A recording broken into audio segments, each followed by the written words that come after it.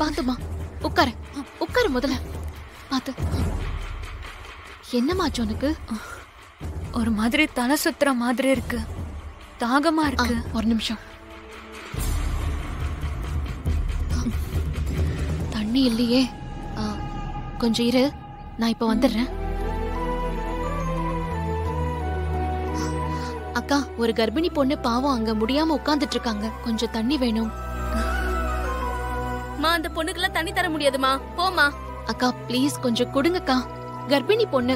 அதெல்லாம் தண்ணி தர முடியாதுமா, சொல்றாங்கல்ல, ஊர் நிலவரம் தெரியாம. போமா.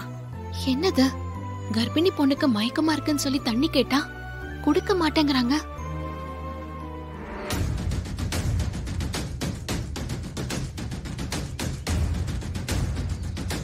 அக்கா அக்கா அக்கா, அங்க கர்ப்பிணி பொண்ணு நடக்க முடியாம மயக்கமாகி உட்கார்ந்துருக்காங்க. கொஞ்சம் தண்ணி கொடுங்களேன். அந்த பொண்ணுக்கெல்லாம் தண்ணி தர முடியாதுமா, போமா. அக்கா இருங்கக்கா.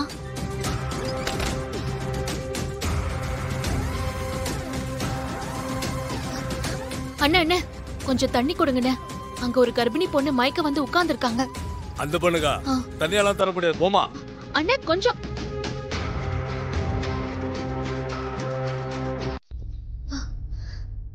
உனக்கு ஒண்ணும் இல்லையேமா? என்னம்மா இது, இங்க யாருமே தண்ணி கொடுக்க மாட்டேங்கிறாங்க. யாரும் தண்ணி கொடுக்க மாட்டாங்க. உனக்கு எப்படி இருக்கு? சரி, நீ பதட்டப்படாத, இரு, நான் தண்ணி எடுத்துட்டு வரேன்.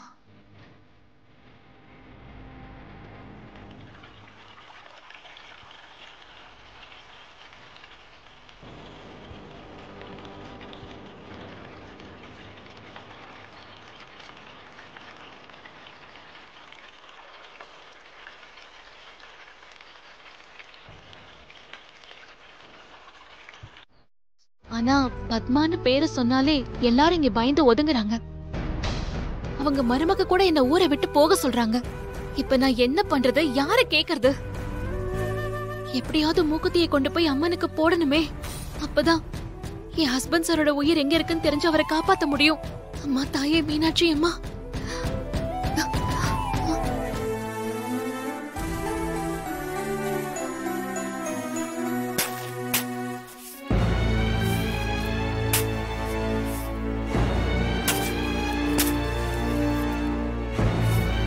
தம்பி, இந்த அளவு குழி போதுமா? அண்ணே, நான் கொஞ்சம் உயரமான ஆளுண்ணே. 2 அடி நீளம் அதிகமா தோண்டுங்க. என் பாடி படுக்க வைக்கும் போது கொஞ்சம் ஃப்ரீயா இருக்கணும். அண்ணே, இன்னும் கொஞ்சம் பெருசா தோண்டுங்கண்ணே. நான் 6 அடிண்ணே. அங்க இருக்கிறவங்க கிட்ட போய் கேட்போம். சார் வணக்கம் சார். என்னங்க, என்ன விஷயம்? சார், என் பேரு துர்கா. நான் சென்னையில இருந்து வந்திருக்கேன். எனக்கு ஒரு உதவி பண்ண முடியுமா? உதவியா? ஏங்க, நாளைக்கு சாவ போறவங்க கிட்ட வந்து உதவி கேப்பீங்களா? யார் மனசையும் புரிஞ்சுக்க மாட்டீங்களா? முதல்ல கிளம்பி போங்க. அண்ணே, நீங்க சீக்கிரம் வேலையை பாருங்க. குழியை பெருசா தோணுங்க. நாளைக்கு சாக போறீங்களா? அது எப்படி உங்களுக்கு தெரியும்? என்ன யாருன்னு உங்களுக்கு தெரியல, அதான் அப்படி கேக்குறீங்க. சரிங்க, நீங்க யாரு? பத்மா மக. என்னது, நீங்க பத்மாவோட பையனா? ஆமாங்க. அம்மா, எங்க அம்மா உங்களுக்கு தெரியுமா? ஐயோ, நான் பத்மாமாவை தேடிதான் சென்னையில இருந்து வந்திருக்கேன். உங்க வீடு எங்க இருக்கு? ஊருக்குள்ள யார்கிட்ட கேட்டாலும் சொல்ல மாட்டேங்கிறாங்க. என்னதே பத்மாமாவை பார்க்க வந்திருக்கீங்களா? எதுக்கு தேவையில்லாத வேலை?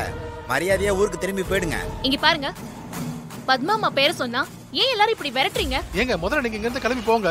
எல்லாரும் அப்படிதான் சொல்லுவாங்க. நீங்க பத்மாமா மகன் தானே? தயவு செஞ்சு உண்மையை சொல்லுங்க. எனக்கு ஒரே குழப்பமா இருக்குங்க. நாளைக்கு நீங்க சாக போறீங்கிறது உங்களுக்கு எப்படி தெரியும்?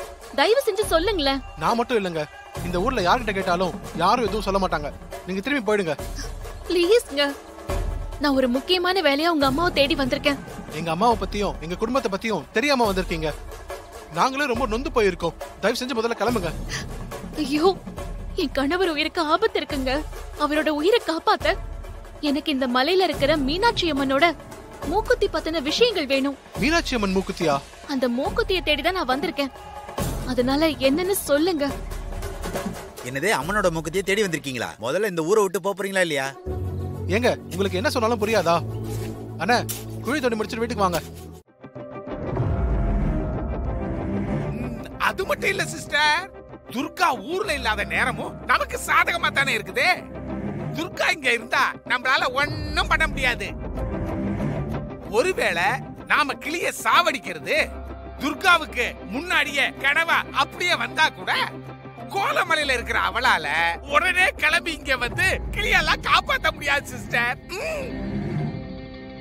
அதனால நீங்க ஒண்ணும் யோசிக்க வேண்டாம் சிஸ்டர். இந்த நாக்ஸியை நம்பிக்கிட்டு இருக்க வேண்டாம் சிஸ்டர். கிளிய நாமளே கொண்டுடுவோம். என்ன சொல்றீங்க சிஸ்டர்? சிஸ்டர், நீங்க என்ன யோசிக்கிறீங்கன்னு எனக்கு புரியுது. அந்த நாக்ஸி கிட்ட இருந்து வைரத்தை எப்படி வாங்குறதுன்னு தானே. சிஸ்டர், நீங்க ஒண்ணும் கவலைப்படாதீங்க. முதல்ல கிளியோட கதையை முடிப்போம், அப்புறமா வைரத்தை பத்தி யோசிப்போம். வைரம் கிடைச்ச உடனே அந்த நாக்ஸியை போட்டு தள்ளிடுவோம். போட்டு தள்ளுறது நமக்கு என்ன புதுசா? அப்ப சரி, நீ போய் அந்த கிளியை கொன்னுட்டு வா. என்ன அது? நானா?